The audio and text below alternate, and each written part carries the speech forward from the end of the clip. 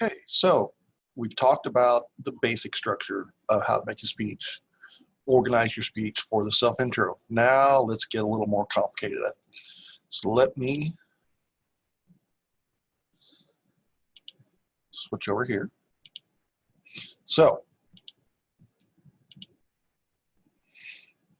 last time we said, you have 3 parts: introduction, body, conclusion.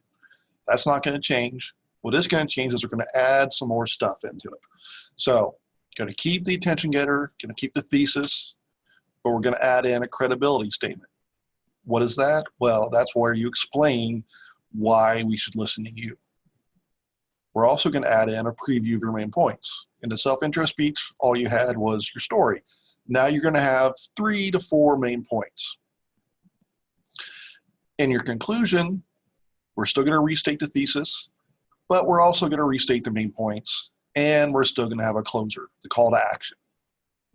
So let's talk a little bit more. Now that I've talked about these things, let's dig in and talk a little bit more about credibility statements. So it's important that you explain why we should listen to you. Why are you an expert? Why should we pay attention to you?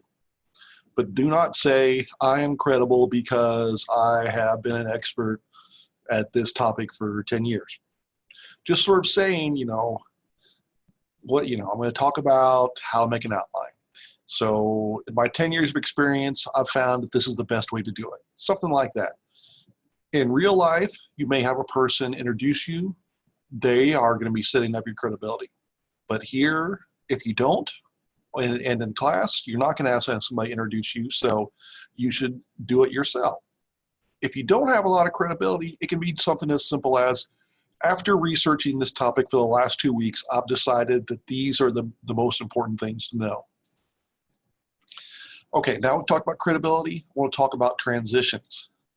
So you need to do internal review and internal preview. They're called internal because they're inside the speech. All this is about reminding your audience. So you want to make sure your audience remembers your main point. So you see on the screen here what I said earlier.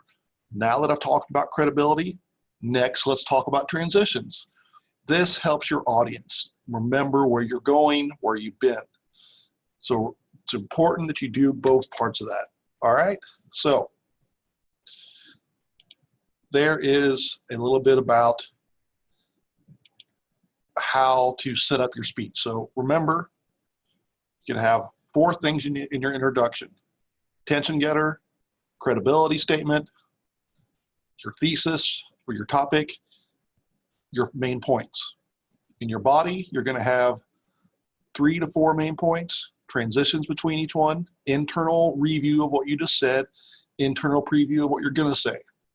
Then in the conclusion, you're going to have 3 things: review your thesis, review the main points, and your closer, your call to action. All right, so this is what we're going to be using in the next couple speeches. All right, see you in class.